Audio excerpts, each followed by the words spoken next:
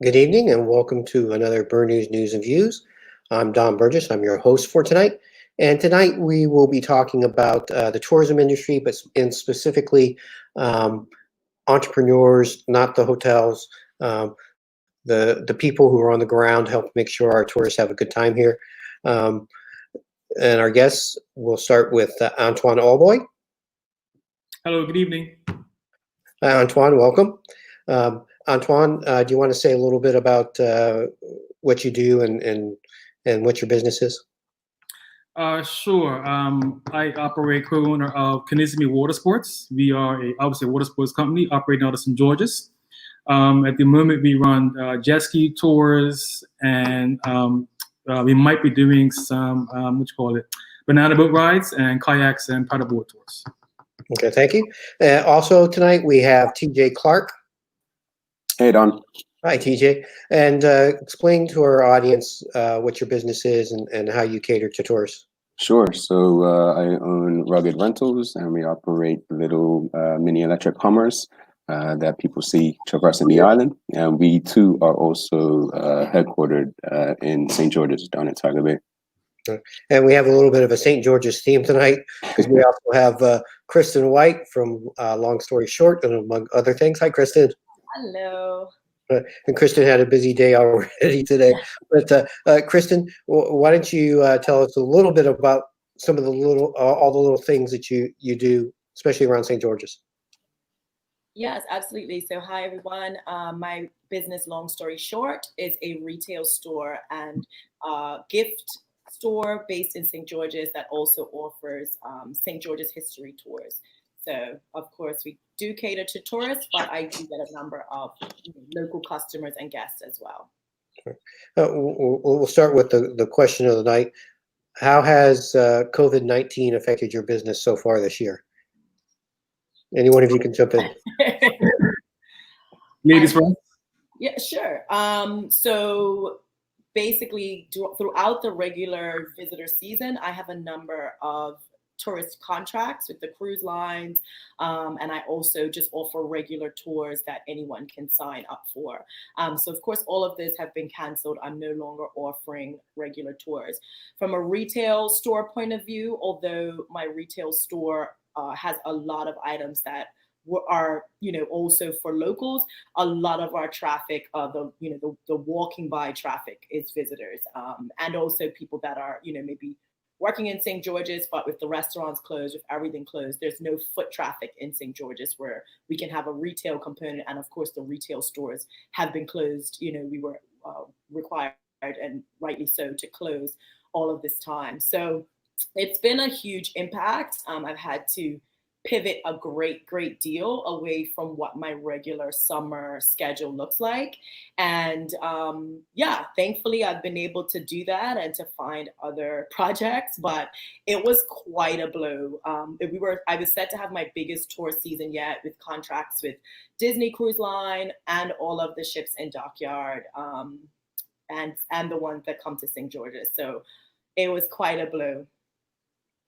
So what would you say is the balance between local business and tourism business? For me personally, yeah. So for some of my tours that I offer weekly, so I have a ghost tour every Thursday night called Haunted History, which is like a theatrical performance, and then I do a food and history bicycle tour.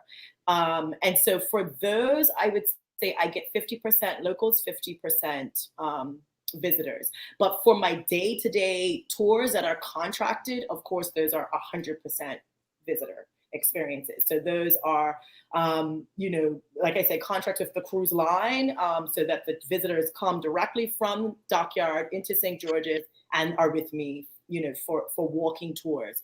So that is, that's 100% of the business, and our visitors. And yes, we get the one-off ships in St. George's, but those are few and far between, and so those also make up a small portion of my guests that sign up for tours. From a retail point of view, it's massive because I share my space with a product that's generally, like, I would say 90% something that visitors get as souvenirs. So my business partner makes salt spray soap company, and so her product is heavily something that people would buy as they're walking past the shop. So from a joint business point of view, it's been a massive blow. For me, I was. Yeah. And I know last year you were kind of excited. Sorry, go ahead, Antwan. I'll ask Kristin in a moment. Oh, sorry. For me, it's been pretty much the same. 2019 was probably, 2019 was my busiest season since we opened up in 2016. And 2020, we're looking to expand on that business. It was forecasted to be about, because we were getting in a water park, an inflatable water park. So business was going to, and also last year, the business we started in probably late June, early July. This year for 2020, business we were supposed to start April 1. And so we were forecasted to have our best year this year, 2020. And because of COVID, that's not going to happen. I would say that approximately we were getting in pardon? Go ahead. Oh, No, sorry. Go ahead. I would say approximately 75 to 80% of my business was tourists. We got a good bit of locals, but I'll say 75 to 80% were tourists. And now with the mandatory shut in place, it clears borders and everything. Has been devastating. After the hurricane last year, September, business fell off sharply. So from mid-September it's just been doing no business at all, obviously. And I was in the process of gearing up for this year, come March, but then COVID hit. So this season is pretty much over before it starts. And you, TJ? Yeah, I mean, pretty much the same, to be honest with you. Last year, August 2019 was our inaugural season. We opened up just after Cup match, and it seemed right out the gate, because of the cars and because the little media that we had with Birmingham's, business was just booming. It was nonstop. Considering 90% of our customer base is from visitors, both either through cruise lines or through air. And now obviously that's taken a hit. So now we've actually flipped it a bit and 90% of our customer base is now customers. We've reduced prices dramatically. And obviously business has been increasing, starting the second week of June, when we have our cars back. We've actually seen quite a bit of locals take an interest in. Did you make any marketing efforts to try to shift your focus to locals? Yeah, absolutely. So right when the crisis hit Bermuda, we saw an opportunity to assist with frontline workers, mainly nurses, especially those that are working in the nursing homes. And so we were fortunate enough to get corporate donors. Thank you, BFNM. Thank you, Bermuda Community Foundation, from the Emergency Relief Fund. And they provided the nurses with our vehicles for these last 2 months. So when we look to market it to locals, we dramatically dropped our price by 60%, and that has been looking favorable to locals. And to be honest with you, we think that it will be a business model going forward. Truly underestimating local customers and knowing what they want now, it's just a no-brainer. What do you feel is, like, for you, the best and worst case scenarios for the rest of this year? I mean, I know it's largely dependent on when the airport opens up and we start taking visitors and what the regulations are going to be. That's just it. When our ports do eventually open up, it's not just going to be a matter of when we open up, but also when it's safer for other people to travel, right? Obviously, it's a hard decision, and I second my friend Glenn Jones' words yesterday that it's a job I wouldn't want to have, to be honest with you. But yeah, best case scenario, to be honest with you, is October. I wish I had a crystal ball, but that's how it is. That's how I'm looking at it, to be honest. Kristin or Antwan? I'm like TJ. Once the airport does reopen, I don't think there will be an influx of visitors coming to the island. I was speaking with a friend of mine the other day, and she's a member of some Facebook group that tourists coming to Bermuda want to participate in. And she says that she sees a lot of tourists saying that they can't wait to come to Bermuda. But honestly, I didn't see tourists flocking to Bermuda as soon as the airport opens. And then there is the guidelines once they come. What is the rules and regulations for them? Do they have to quarantine for 14 days? They're still, who wants to come to Bermuda for 14 days, stay in a room? Especially air gas. Air gas, the maximum time for like 5 to 7 days. So it's going to be a touch and go. It's going to be touch and go. And also to factor in that if you look at the news reports from overseas this past weekend, Memorial Day, a lot of the states on the East Coast, people were being irresponsible. They weren't social distancing. They weren't wearing masks.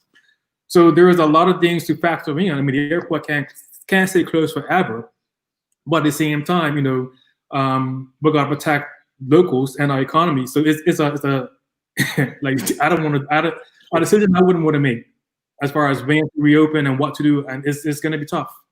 Right. Well, I know like countries in the Caribbean, like Jamaica, is going to be opening up to tourists soon, and they've got a 72-hour COVID passport. So if you've had your COVID test and it was negative within the 72 hours, you can go ahead and travel, and there won't be any restrictions. And I think St. Lucia has one for 48 hours. What do you guys sort of think about that sort of idea? Although you can test negative one day and be positive the next, but what do you think of that as a way not to have tourists quarantined?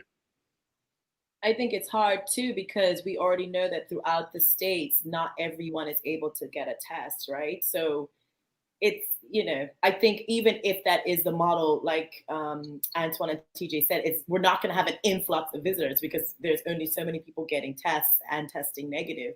And from what I was hearing, their conversation was around, if people come, them being required to stay at the resort. So for experienced providers like the three of us, that is also not going to be anything that positively impacts us. Like, I think it's fine if, that is that how they do it, because then at least we can get some of our hotel workers back to work. But it wouldn't necessarily have an impact on our businesses. Yeah, I see like Cadet Island Burgess. She posted on a comment on Facebook, I can see them flocking here. They say it on all our tourism Facebook pages. Bermuda is known to be safe, clean, small, lots of spaces to visit and distance themselves, especially from a BTA focus. Do you agree or not agree? I think we are very, very well positioned to be the first destination of choice because of our quick location to the East Coast. My thing is whether or not, if those requirements are put in place for the 3-day quarantine and the what have you, and they've had to have a test that's tested negative or what have you.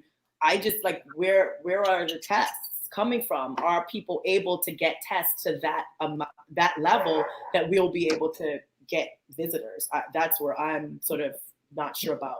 But yeah, definitely, like, from my point of view, because not only do I have my retail store and my tour business, but I offer group holidays to the island. And I had a huge group that was coming in May, the largest Black travel group in the United States. And so, of course, that's been canceled. So for me, I'm putting a group package together that's like the first weekend, like the first available weekend that we can open. This is what you can do and how you can come. So I think people will want to come. I agree with Kenneth, but I just am not sure about what requirements that will be put in place and whether they will be so strict that people won't want to come. Does that make sense? Like, if people have to quarantine for 14 days, or if they have to have a negative test and they couldn't get tests. Like, that's where I'm not sure about. And we want it to be strict, right? Because we want to protect our country. But yeah, I don't know about the immediate influx, because I just don't know how many people would want to do it under the strict regulations. Yeah, but if you look at that COVID passport, let's say I get tested today. Today is Wednesday. I'm traveling on Saturday, and then either Thursday or Friday I get infected. Yeah. I got my negative passport on Wednesday, so it's a high risk. What Hong Kong is doing is you come and you are in a stadium and you get tested and you sit there for 12 hours until your results come. So they don't let you leave the arrival port. And that's not I don't think they're even open really to I don't know if they're open to travelers. I'm not sure, but this is what a citizen who was returning home, who was in the States and was finally able to get back, that's what she had to do. And she had to wear a giant monitor. Mm-hmm. Yep. I think I saw that as well, Kristin, where the technology is being used and it syncs with an app and it basically monitors your movement throughout the country. I mean, if they can implement that here with effectiveness, ease, and affordability, then sure, I can see, allowing travelers in as soon as possible. But at the same time, it's still taking a risk. And especially with the demographic that we have here, elderly, and those that have preconditions or pre-existing conditions, I just think it is too high risk, to be honest with you. And we should definitely take the opportunity to, I believe one of the comments I saw, taking advantage of staycations and locals. Well, I should say, different establishments should be lowering prices for locals to encourage, the use and utilization, and then fully take advantage of summer 2020 being a staycation destination. Yeah. I really don't. Right, so how important is it for Bermudians to support each other? Oh, I mean, of course it's important. We need to support our own right now, not just with the tourism industry, but the retail sector. Everyone's hurting, right? So the amount of dollars that are going to be circulating within the economy is just, mandatory for us to support our own. Yeah. Otherwise, there's going to be more layoffs and more businesses closing, and we can't have that because it's just going to be an endless spiral. Exactly. But I would say staycations are important, but you got to also factor in that the amount of locals who are either unemployed or underemployed. What segment of the community is that? I mean, I'm pretty sure there's enough locals who can afford staycations as far as experiences and whatnot, but there are people who are unemployed and unemployed, and will probably be unemployed until next summer season, because a lot of people in the tourism industry probably won't be going back to work this season. Oh yeah. There's also a factor. I've spoken to several owners of businesses. Sorry, I'm talking. I think I'm a little ahead or behind you, one of the two. But I've talked to a lot of businesses owners, and they've talked about the staff has had to take like a 15% pay cut or a 25% pay cut. So I mean, they're hurting enough as it is. I mean, they probably can't afford a staycation unless they're earning some really big bucks. Yeah, there are. I think we forget the amount of wealth that is circulating in the island, and people that have disposable income. Their income has not changed, and in fact, they have more disposable income right now because they're not eating out all the time. They're not in Hamilton. Like, my husband pays $18 a day for parking in Hamilton. Where is that money going now? Take me to the Lauren. There is money. And people are very much, yes, people, we know that not everyone can afford the staycations. We know that, but that's the case across the board all the time in Bermuda, right? All the time. There's a portion of the population that doesn't have a huge disposable income to shop, to eat out, to whatever.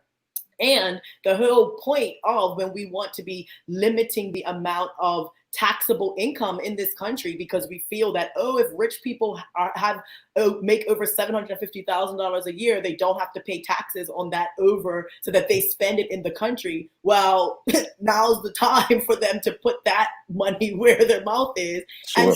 And I have to say, I have seen that a great deal. Like, I have seen it a lot. And, you know, my business has been very well supported from the retail side by people who are actively choosing Bermuda. They're actively choosing to spend their money. I know people that have set aside specific nights where they are only doing takeout because they want to support specific restaurants. Like, it is something that's happening. And I see Kanat on the side. She's saying, like, people are looking for deals. Yes.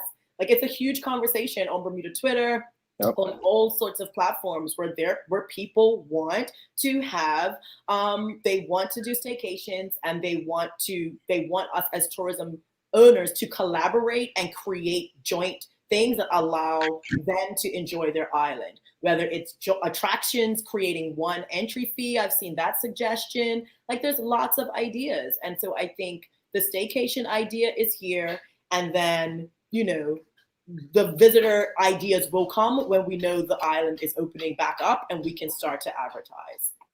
Well, I know Bernie's ran an article, I think it was last week, about cruise deals to Bermuda, and you could get a cruise to Bermuda for the unheard price of just barely $100. You know, as they try to attract visitors to come here. Although I have seen airline flights, they're sort of like putting in what the prices are, and airline tickets are the exact opposite of that, like $1,000 a ticket. So on the one end, cruises are cheap, but airline flights are expensive. Supply and demand, right? So Right. no one's demanding a cruise right now, you know, but people do want flights. And that was something we talked about in the tourism webinar when the beginning of the lockdown. That was what I wondered, is what the prices will be like on the flights when Bermuda does open back up. Like, when the borders are open and things are open, like, what are those prices going to be? I don't know. Yeah, well, they try to make it, you know, if they're doing the social distancing on the plane and they're leaving the middle seats open, or are they going to try to make up the loss of Lost the middle revenue, by charging more for the other ones? So, what are you looking for in 2021? How much of a rebound do you think we'll get back to 2019? I think that would depend on the U.S. economy. I think the last report, there were 40 million U.S. citizens unemployed. There may be people who don't come to Bermuda anyway, but it all depends on the U.S. economy. How quickly the economy can rebound in the U.S. especially after the November election in the states. But I think we may see some rebound. How much is a good question. Yeah, I mean, I'm hopeful, to be honest with you. It also not only depends on the economy, but also the COVID crisis, right? So if they're saying that we're supposed to see a lull over the summer, but again, another peak in the winter or the fall, then, you know, we're going to be in some serious trouble. But again, I'm hopeful. We were due to have additional cars this summer. That's taken a back seat. We're still due to have them maybe in September. So an increase in fleet. And we were looking to hire between 4 and 5 people as well. And that's taking a back seat. So again, hopeful, as long as the crisis can be managed and the economy, as Antwan said, is doing well in the US, then I think 2021 could be obviously not as great as 2019, but still it will be an improvement from 2020. I know, like, when they put out the original model of the crisis here for Bermuda by the health department, they were projecting the peak for Bermuda to be in September, but now they're reworking the model because the numbers are much lower, and hopefully the peak's not September. It's sooner, or it's already passed. But the same thing with the U.S. You know, we don't know what's going to happen. We saw those ridiculous crowds on Memorial Day weekend, where people were just all jammed together. We'll have to wait a week or two to see what happens with them.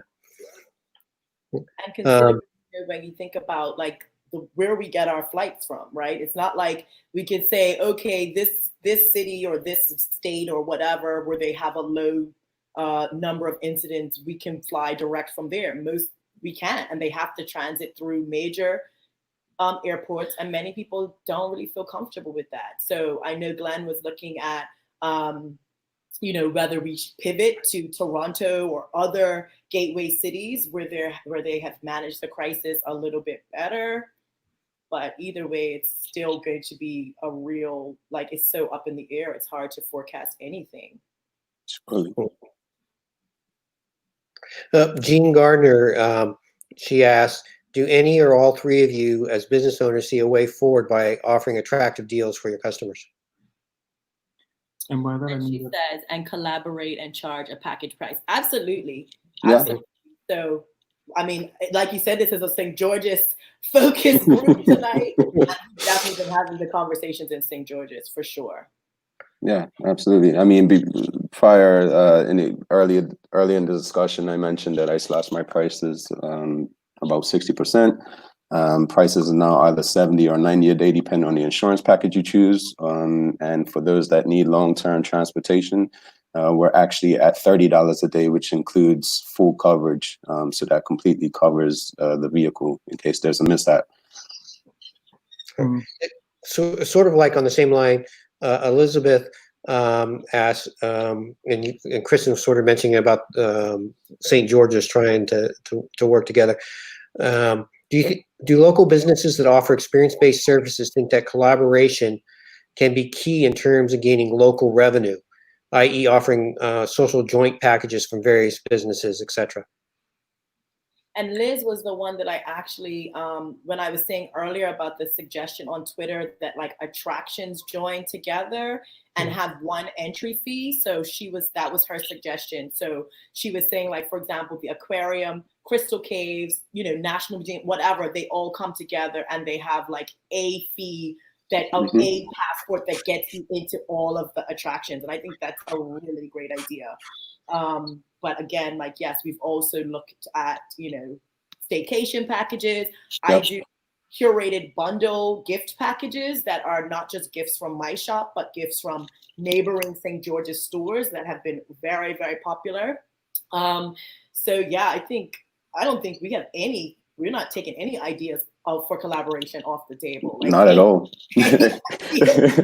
Any help is warranted, right? I mean, there's been a couple of guest houses that have reached out to us looking to do a joint package for stays at their establishment, coupled with our vehicles, and absolutely we're open to it as long as we have availability. We have 7 cars in our fleet right now, so we're a very small fleet, but at the same time, nothing is off the table, like Kristin said. It's kind of interesting because I talked with TJ a little bit before the show, and a question I was going to ask, and it sort of fits in right here, is Machiavelli said, never waste the opportunity offered by a good crisis. So what other opportunities do you see coming from this, either by yourselves or from other entrepreneurs have put forth? I mean, take that one. Yeah, I mean, for me, like, and I think like a lot of us, we like the first couple of weeks after like the lockdown and the shutdown, like I just was so sad. Like I was so scared and so anxious and grieving the season that I was going to have, grieving people's lives being lost that I was reading about. Like, it was just intense. And so it took me a while to actually pivot and figure out like how I could still find an opportunity in this crisis. So the first thing that I did was really like advertise and do videos around my website and really make sure my website was operational. It was up before, but I wasn't really pushing it and didn't have it fully operational. So that was the first thing that I did, letting people shop online. And like I said, working with my neighborhood shops to curate specific gift bundles. So for example, my most popular one is the Comfort and Care bundle, and it includes books and skincare products from my shop and candles, but also like food from the deli across the way and like stuff from the place down the street. And so that was a massive boost for me, and it was very popular, especially around Mother's Day. So from a retail standpoint, and from the way that I was like pushing, and from the fact that the community has been very like purposeful about shopping local, my retail has improved drastically. So that was an opportunity. From the fact that I do tours, I got an opportunity to teach Bermuda history in one of the schools. So building out that component to be able to create video content that I can then use for other projects has also been an opportunity. And I'm a writer, but I've not done as much with that other than freelance writing, but I launched a writer's workshop. Lots of people were at home, they had the time. So that, so I launched a writer's workshop. So I took on a lot of projects, like honestly, too many, but I had to because I felt so drained and like I felt so scared and like I just didn't have anything to grab onto. So I really was like, okay, I'm gonna do everything and see what's sort of thing. And that's what I had to do because I just felt like I could sit on my couch for the whole time and just drink, and that would be what I was doing. And then I was just like, okay, Kristin, like, come on, like, get up, like, do something, figure out what you can do. I also raised money for charity. I did like whatever I could do to feel like I was contributing to the community and to my household and to myself. Like that was what I do. And then I just cook a lot. So that's what we do. But then there could be opportunities. You could have wine nights with Kristin. Hello, hi. I've also that's been a thing. Like I've done Insta Live happy hours. I've gotten requests from different markets, which I'm shopping now sort of from an influencer standpoint to do like cooking videos and like, because I'm cooking anyway and people are following along. So I know it's not always possible to pivot and innovate. It's, depending on your business, like you work in a hotel or you do this, like what can you do? You know what I mean? But right. I even with my son, he works at Whitehorse. They're not open. They weren't doing things. So he's a bartender and we're working on projects with that. Like, I just felt like I had to do something and see what would stick. And so I feel very, very grateful that I was able to find some things that worked. For me, unlike Kristin, you can't really pivot too much of a jet ski. So as I mentioned earlier, 2020 was forecasted to be my best year in business. But unlike Kristin, I didn't panic when this crisis hit. Had this been 2019, had this pandemic occurred in 2019, I would have been pulling my hair out. What little I have. But I made some, in New Year's Eve, I made some resolutions to do some things differently and better. So when I kind of saw it coming on the road, like late February and March, and when it finally happened, I said, okay, well, time to put the plan in action. So for the past 2-3 weeks or so, past 2-3 weeks, I've been, meditating, reading self-help books, doing personal development, and doing other stuff, preparing for whenever the season does kick in. But there's not much I can do as far as pivoting for jet ski and water sports. That's not much I can do. Yeah, people might want some delivery to their dock. They might want food delivery to their dock. I don't know. Yeah. Sit with me for 5 minutes. I'll come up with some ideas. I know. Oh, she will. She definitely will. Believe that. Just for Rugged Rentals, besides offering our vehicles to frontline workers, I still needed to keep busy myself instead of going to start crazy in the house. So I collaborated. I'm in the Ignite program, the entrepreneurial incubator program, and so I collaborated with Sargasso SEAT, and we came up with a strategy to help deliver groceries for some seniors in the Bermuda Housing Trust, and we also came up with a strategy to help deliver medication through Diabetes Association. And to date, we've done over 300 deliveries, and it's been going well. So even though business on what we do has kind of taken, has kind of been slow, obviously, it still doesn't stop anybody from, recognizing the potential and helping out the community, like Kristin said. We're still able-bodied, and just to keep ourselves from going crazy, have to keep busy, right? So yeah, we just took the time and opportunity to do that. Just to Good. say one more thing in there is like I say, it's not much I can do as far as pivoting my business because I'm water sports, I'm water sport dependent. But my mindset right now is that there's still 6 months left in 2020. So in my mindset, 2020 is still going to be great for me, and I suppose for Kristin and TJ as well. Sure. The question is, how great will it be? I'm not writing off 2020. So someday, somehow, come hell or high water, 2020 will still be great. Just a matter of how. Another good point here by Liz. Has COVID forced you to utilize technology and social media in a way you wouldn't have done so previously? I know a lot of people are a lot more active on social media now, curating their photos and their content.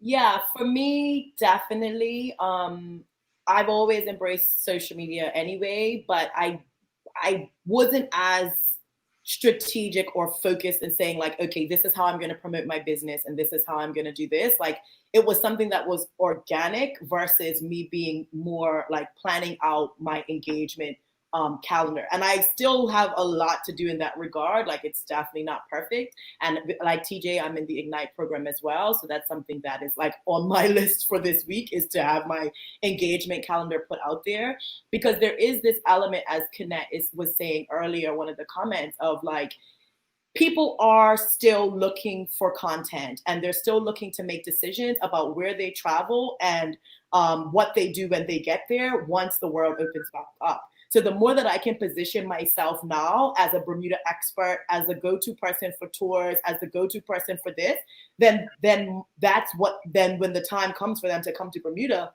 I'll be the one that they think of to do tours with. So it's a combination of content around selling stuff now and content around selling stuff in the future. So that's what I've been working on. And like I said, it's just about trying to be a bit more strategic.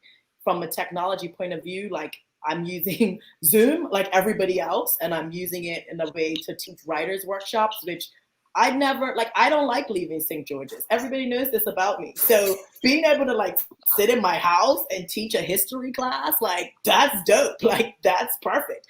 So the fact that people are embracing the online environment themselves is creating more of an opportunity for workshops, for webinars, for this. Like, it's, the opportunities are so much, I see them more widely now, because like before, like, if I was asked to come into a school where I knew I had to travel each week to go to this class and do a history lesson, I'd have said no.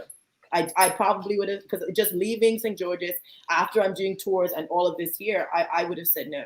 I wouldn't have had the capacity to even think of how to do it. But now I have I'm teaching a writer's workshop. I have students in London. I have students in Florida. Like, it's just been like massive for me in terms of seeing the money that I was leaving on the table that I wasn't even exploring before.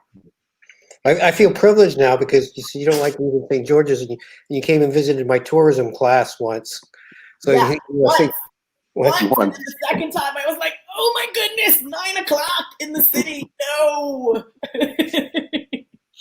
Antwan also came and visited, brought his shark boat. Antwan brought his like machines. Like, I was like, who can follow that? Like, he brought his whole like sea breacher to the class. I was like, I teach history. I saw a couple points here from people. For Antwan, somebody was suggesting offering jet ski lessons for those who may not know how to use a jet ski, and then somebody else was talking about your big movie screens. Have you thought about bringing those back? Yeah, actually, funny thing is, I was approached by someone about maybe 2-3 weeks ago about doing some outdoor movie screens. So I'm waiting for them to get back to me to do it on a weekly or bi-weekly basis. But I guess they're just waiting to find out what were the social distancing guidelines. But if it's done as a drive-through, the social distancing shouldn't be an issue. But yeah, I was approached by someone, a fellow entrepreneur, probably about 2-3 weeks ago about doing outdoor movies. So looking into that as a definitely would rent one from my house just to have an activity and outing, and I know you do that anyway for parties. So yeah. I'm old enough to remember drive-through or drive-in theaters and not going to the mall multiplex where everyone was jammed together. So apparently they're making a big comeback these days in the States. With this, yeah. What sort of things would you like to see the Bermuda Tourism Authority and the Bermuda government do to sort of help maybe the entrepreneurs in the tourism industry? I can't speak for everybody, but I think as a whole, as business owners and tourism as a whole, it's going to be interesting to see what happens come the fall time. I know that government has, in conjunction with BEDC, have this guarantee loan grant program, but how long will that be for? Because as I mentioned, some businesses may not be able to open because it's not financially feasible for them to reopen for next season. So for those businesses who rent their property or who have do whatever, like how will they survive if they have no income coming in for the whole season? Not until next year, April, May. Landlords are only going to say, okay, well, they're only going to defer rent for so long. The utility companies are going to defer bills being paid for so long. So it's not me in particular, but businesses in the tourism industry, those who are not going to be able to either fully operate or operate at all. Like what sort of what's called it safety net is there for businesses? I mean, and unfortunately, I think some businesses are going to fail. We're going to end up closing because there's no fault of their own. But there's no one thing that tourism, that BTA or government really can do, because this whole COVID-19 is out of the control. When it happens, when it comes back in September, if it comes back in next year May, is out of the control. It's just a matter of it's gonna be up in the air. In my point of view, anyway. For me, to be honest with you, I think the government was very proactive in their dealings when it came to providing the assistance through the BEDC. One thing I do think they need to consider is extending the relief on payroll tax, even though I understand government does need revenue, but definitely maybe discontinue it until the end of year. Just taking into consideration there will be no tourists, or if they are, it will be very late in the season. And, you know, that's it. Social insurance and relief on social insurance and tax, to be honest with you. And the BTA, I think they're doing an excellent job with regards to when it comes to marketing the island. It's just on us as business owners to utilize what they are doing and take advantage of what government is doing. And, you know, pull ourselves up by the bootstraps and try and get it done. Yeah. Well, they have suspended the private pension contributions till June. Till June, yeah, but extended to the end of the year at least, please. Well, 2021. Mm-hmm. So that's extra 5%. There should be a bit of a help from both the employer and the employee side. Sure. I would say that I mean, I know TJ personally, but I would disagree with him to a certain extent. I don't like paying taxes. I mean, who likes paying taxes? But at the same time, government raises revenue from taxes from being levied on locals and overseas visitors. The money that's spent out on unemployment benefits that has been unbudgeted has been insurmountable. It's been huge. The money that's not been collected by government from the airport passenger tax, the head tax on cruise ships, that money is going. Ain't like we can get that back next year. So, and then there have been calls about reducing taxes on food imports and whatnot. Government can only reduce taxes by so much or eliminate taxes by so much, even if it's for a few months or a year, whatnot. So we have to be careful by asking government, because government still has to pay government employees, still got light bills to pay, still got everything to pay. So there's a fine line between government reducing taxes to ease entrepreneurs, at the same time government raising money to pay for government services. You know, production engineering, people who pick up our trash still need to get paid. People who clean the streets need to get paid. People who fix buildings need to get paid. So teachers still need to get paid. So there's a fine line between reducing taxes to help us. I mean, again, I don't mind not paying taxes, but I don't mind paying taxes to a certain extent. So I wouldn't want to be government or the Minister of Finance at this time for the next 6 to 12 months. But it's going to be a weird, not a weird, but a tough decision to make about how much taxes to reduce and for how long versus what can be taxed. At the end of the day, come next year, February, look out for that big budget. And I guess for me, it's as well looking at where there are current tax breaks for the wealthy and considering whether those can be, even if in the short term, done away with. So taxes currently over $750,000 annually is not taxed. So anyone making $750,000 and $1, that $1 is untaxed. And so I think it's just, we need to look at at how we can ensure that, like between what both of you are saying, that those who can't afford to pay their taxes or who really would struggle to pay are given relief, but those who aren't struggling to pay and are getting relief should have that done away with. So I think that could be also an avenue to look at. Earlier, Antwan, you mentioned you said like some businesses may go under during this time. Have you had any conversations with anybody that says, they're worried that this goes on another 2 months or 3 months, that they'll have to shutter their doors? I haven't had any conversations with anybody personally, but from the business owners who I know who rent, I've heard stories that some landlords are not being flexible, are not either not being flexible or not being flexible enough. Like some landlords are only offering reduced rent for 3 months. Like, should I say this? Well, one of my landlords is only reducing rent for 3 months. So from April, May to June. So end of June, my rent goes back to what it regularly is. Regular was for the past however long. So once June 30th comes around, I'm going back to paying my regular rent. But I can't guarantee, but I'm pretty sure my business won't be back up and running come June 31st. We wouldn't be up and running full speed come June 30th. So it's like, I appreciate the reduction in rent for 3 months, but what happens come July, August, September, October, November, December, January, February, March, when there's no business here at all? Like I said, for me last year, during that hurricane in September, business dropped off drastically after the hurricane.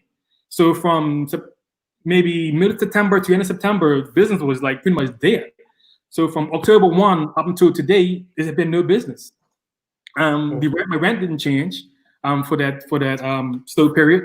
And like I said, they've offered me to reduce my rent for 3 months starting in April, but come July 1, I'm going back up to my regular rent.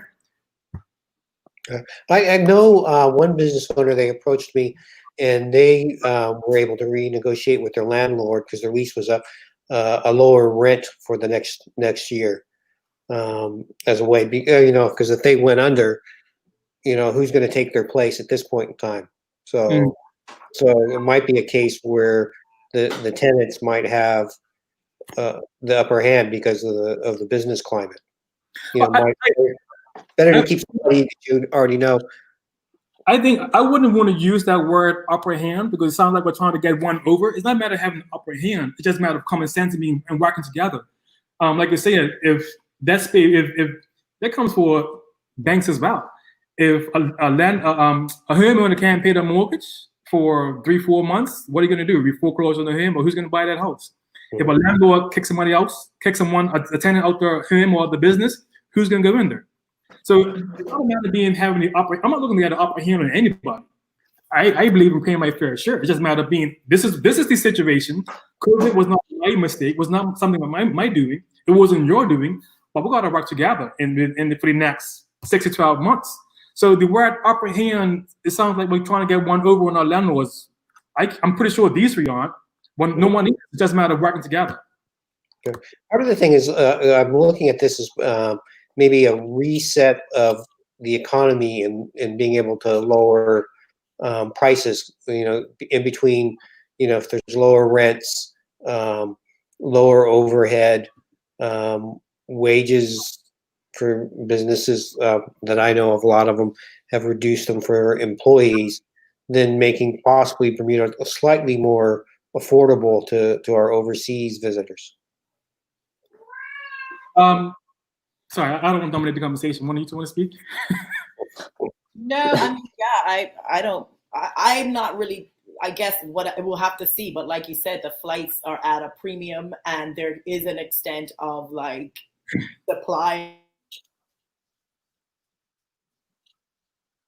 and demand. If it becomes a situation where, you know, people want to come to the island, where they're safe to come to the island, everyone is here, then I don't see a reason to necessarily lower our rates for visitors. I mean, like, I'm just sort of like, it's a supply and demand thing versus, and across the board, all the prices go down. Because if we lower all the prices that go down, then how do we recoup try to even recoup a percentage of our loss from this year? So correct. It's difficult to say let's just reduce all the cost to visitors, because our fixed costs still remain the same, right? The food's still outrageous, the utilities still outrageous. So we're going to be taking a loss if we reduce costs either way. You know, and some people could say, yeah, well, half a loaf is better than no loaf, but at the same time, your half a loaf is coming in mildew.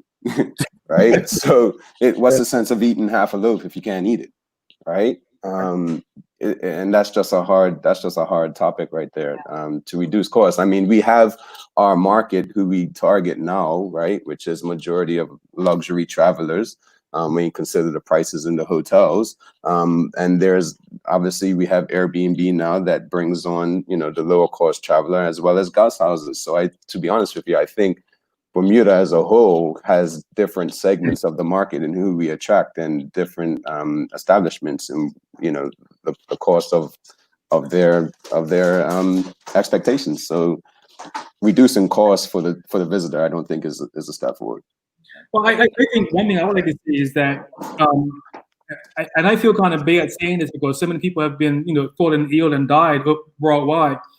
But I think it's fair to say that our tourism product in the past 20 years have been lackluster. It has made improvements in the past few years, but for the most part, it's been lackluster.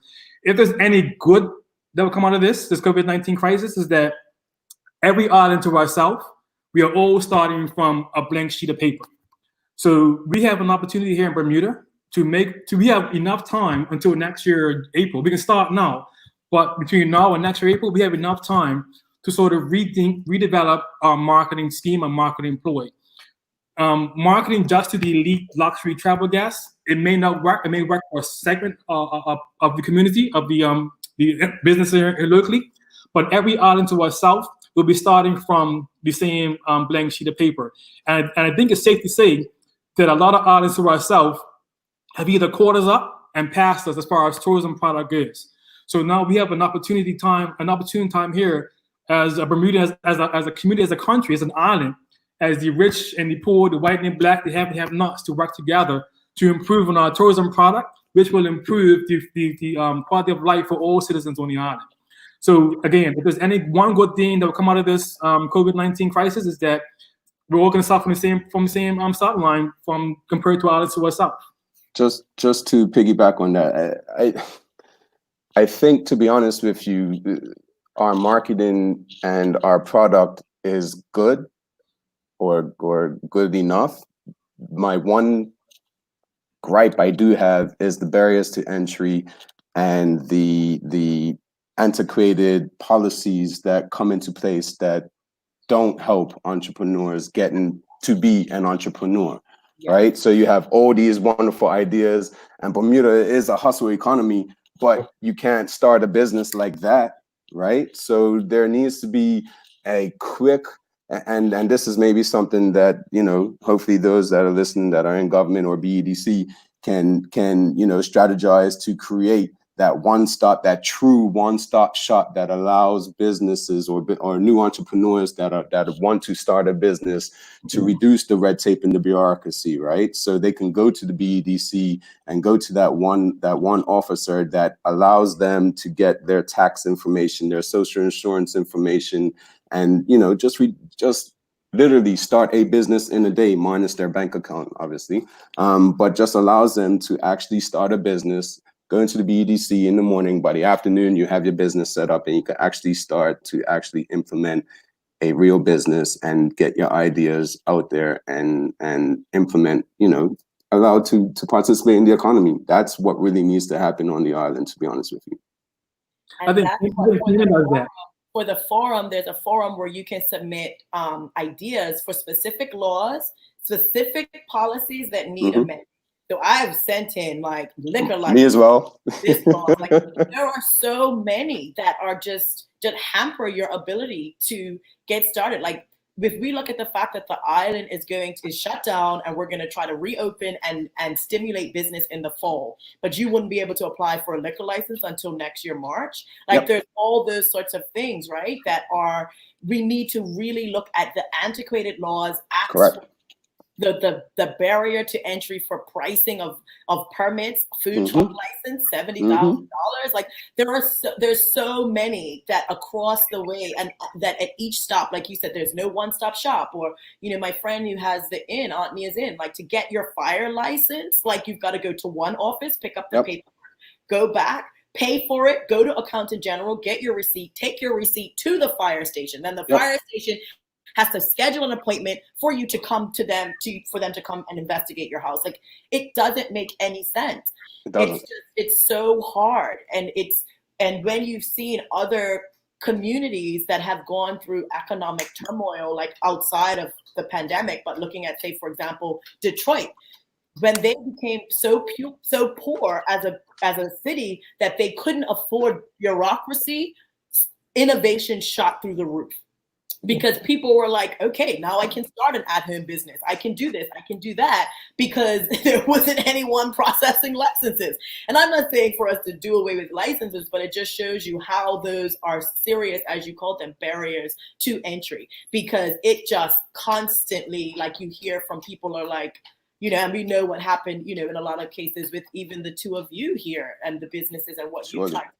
So it's like, it's an ongoing conversation that happens in all entrepreneurial communities in the island, and it's something that really now they should be actively serious about. And I got responses to what I wrote in for the laws that were very positive. So I'm hoping that that's the general approach, that they are, as they say, truly open to these innovative ideas and to the changes that need to take place, and take place like that. Like, we can't wait for acts to be tabled and white papers and pink papers. We need there to be specific changes to specific laws, whether it's to get your pilot boat license, for example, to do this, to that. Like, there's so many. When you look at the law, it was created at a time that's no longer relevant. Right. And we're still carrying on laws from the early 1900s that have zero relevance in today's economy. Yeah, so my question from earlier about what can government do, and I guess is like be nimble and quick in this time.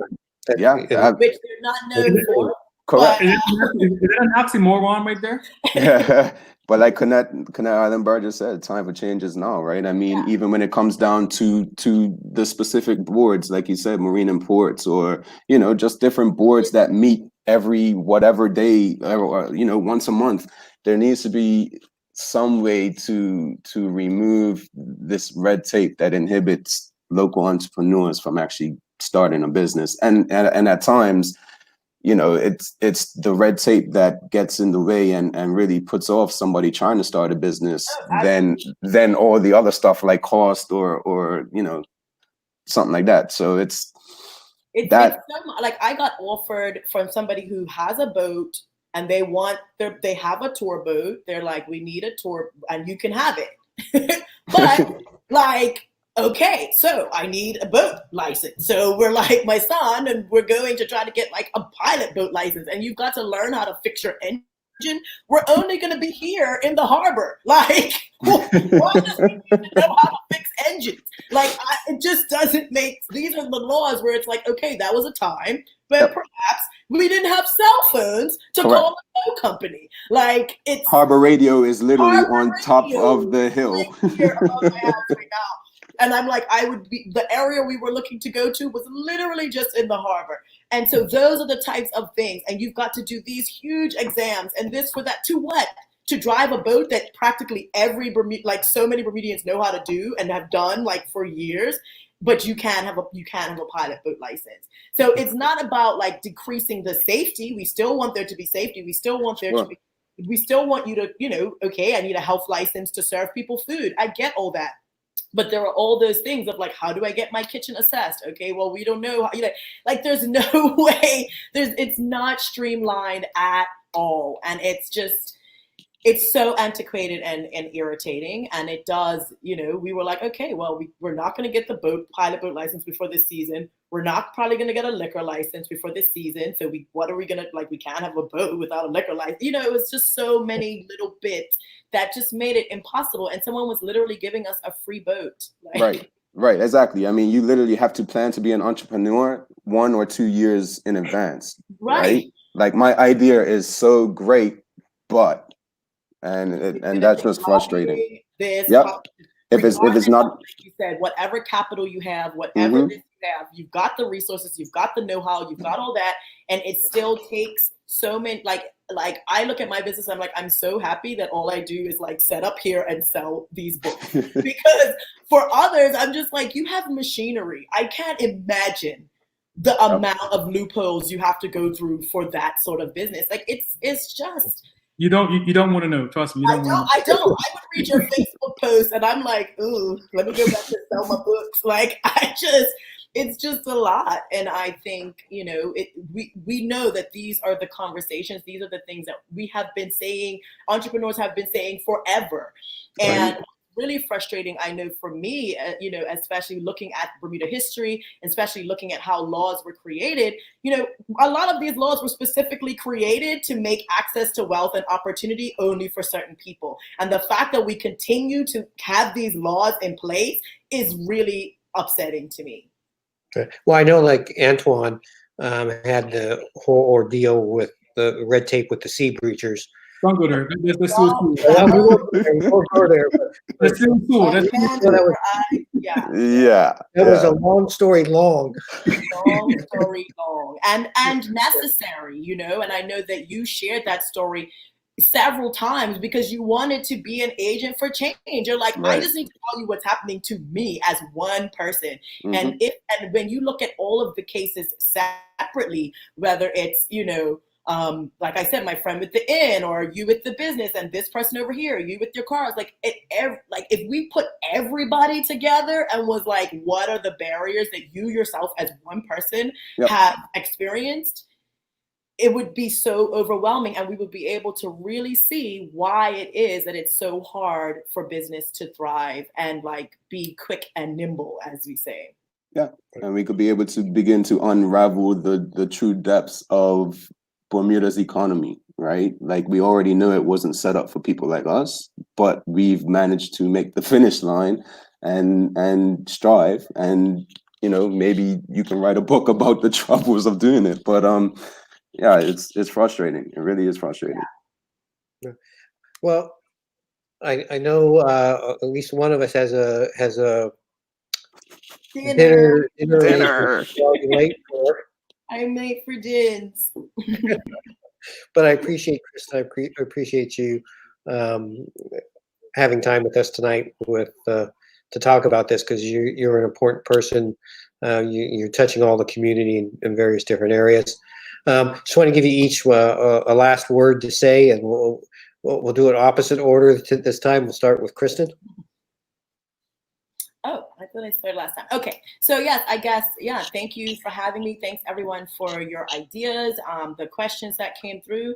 I know, for me, it is going to be an ongoing battle to both, mind my creativity, try to be innovative, try to be, of assistance to my community, and also look after myself, which I hope we all are doing. Like at the end of the day, we are in an entire pandemic, and I know there is pressure to create content and to do this and all that. But at the same time, it's just also important for us to care for ourselves and for our community. So I think this was a really necessary conversation about where we can go in the future. And I just hope that in the present, we're staying grounded and connected to each other and remembering that we had that Bermuda resilience. We've been here for over 4 centuries, and there's no reason we can't come back from this and continue to thrive. Yep, quo fata for all. TJ? Again, thanks for having me. Thank you for all the locals that have reached out to me so far with regards to supporting the business. You can find us at ruggedrentalsbda.com. We are offering the special code of STAYK2020. takes off $100 per reservation, per day per reservation. And the prices are 70 or 90, or if you do a 30-day rental, it's $30 a day, full coverage. And again, Don, thanks for having us. $30 a day. That's low price. It's quite a deal. Sure is. Yeah. Antwan. Say the best for last, right? Thanks for having me. This was very invigorating. It was nice. It was good to talk to fellow entrepreneurs and to yourself, Don. Thanks to, well, I've been absent from social media since March. Been busy doing other stuff. Like I said, meditating and everything. 2020, like I said, there's still 6 months left in 2020. It's not over yet. It's going to be great, just no matter how great it is. So I'm not stressing. I'm meditating. I'm doing self-help books and, I'm self-development books. So I'm looking forward to the rest of 2020. All right, thank you. Next week, we have from the Bermuda College, Dr. Dorinda Green. She'll be talking to us. And tomorrow they're actually having a Bermuda College graduation tomorrow. It's sort of a drive-through, which is a really nice thing. And we'll be live streaming it here on Burn News so that you can see our proud graduates get some recognition and not let COVID beat them through, without some sort of ceremony for them. Sorry, can I say one last thing I forgot? Sure. Sorry about that. One thing that I did notice, I think it was announced last week, Wednesday, when the Minister of Finance announced, and I forget the name of the group he's called, the Empowerment Team, whatever, with 11 people, if it's 11 people per team or he's including 11, but aside from the gentleman from MEF and DNJ, I think most of the people who on the committee or board, whatever you want to call it, are from the international business sector. What happened to the people, business owners from the economic empowerment zones, the Core Street people, the Water Street people, because international business is not, yes, it's an integral part in Bermuda's economy, but it's not the only segment, the only sector in Bermuda that's going to help get Bermuda back on one track. So I was somewhat disappointed that most of the people in that on that panel, what that was called, is mostly from the IB sector, but it is what it is. Thank you, Antwan. Yeah, I noticed that as well. Although Chris Ferbert's on that committee and the Chamber of Commerce, yep, is represented as well. So they do have some of the other sectors to hopefully try to work together to produce the best Bermuda that we can. Again, thank you, Antwan Albuoy, TJ Clark, and Kristin White for joining us on Burn News News and Views. I'm your host, Don Burgess, and as always, wishing you a Bermudaful evening.